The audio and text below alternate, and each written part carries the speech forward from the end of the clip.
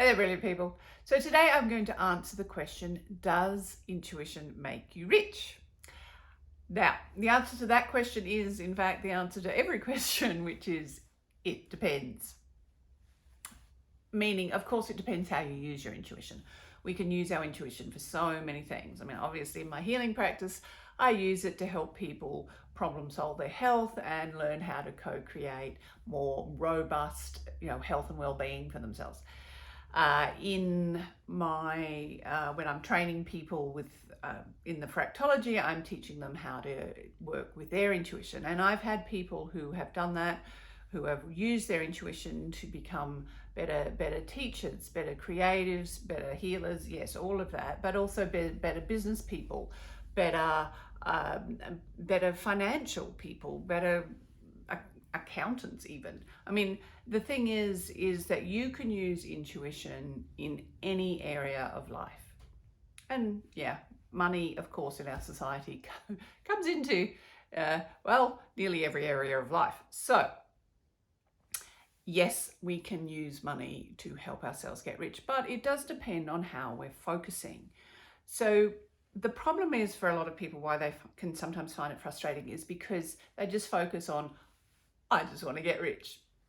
So, cool. But the difficulty with that is it's not very specific. And we know that when we're using our intuition, the more specific our focus, the more easily it works. I might have used this example before, but anyway, one of my clients during the beginning of the pandemic, when there was that whole kind of toilet paper nonsense. Anyway, at the time, to be honest, because my intuition is pretty good at telling me where to go and get things, I'd managed to get the toilet paper and toilet rolls and everything that we needed. Paper towels that we needed for the clinic.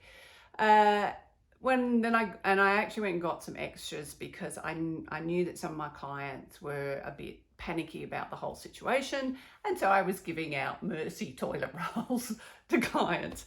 Anyway, so one of my clients turned up one day, and we ended up talking about it, and he was asking me where I was finding it, and I said, well, I just used my intuition, of course.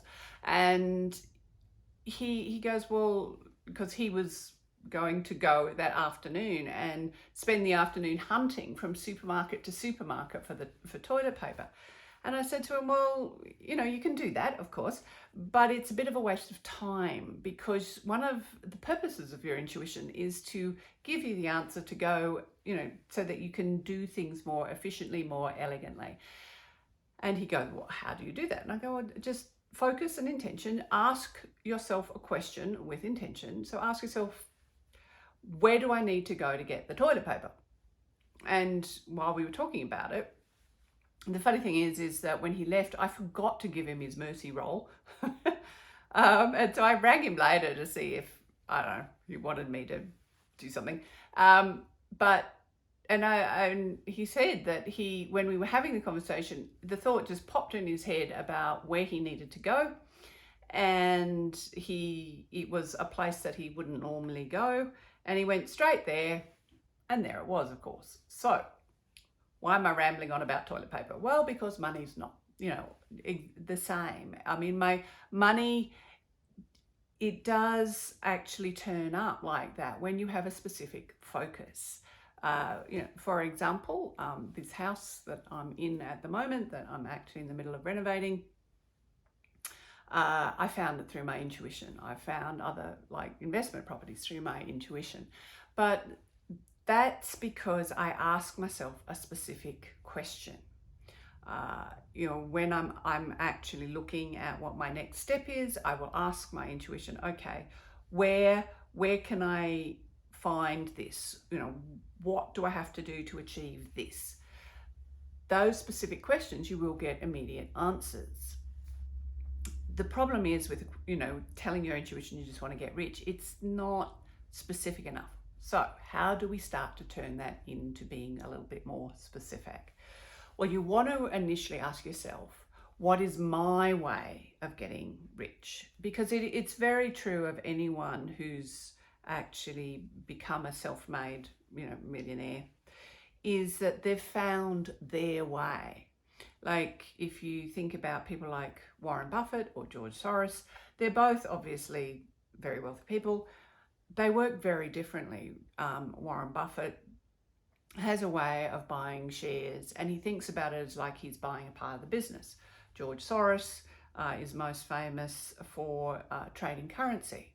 And both of them actually do really well, but they're working in a way that really works for them. So it's about finding your way. So for me, for whatever reason, houses speak to me, so property works really well.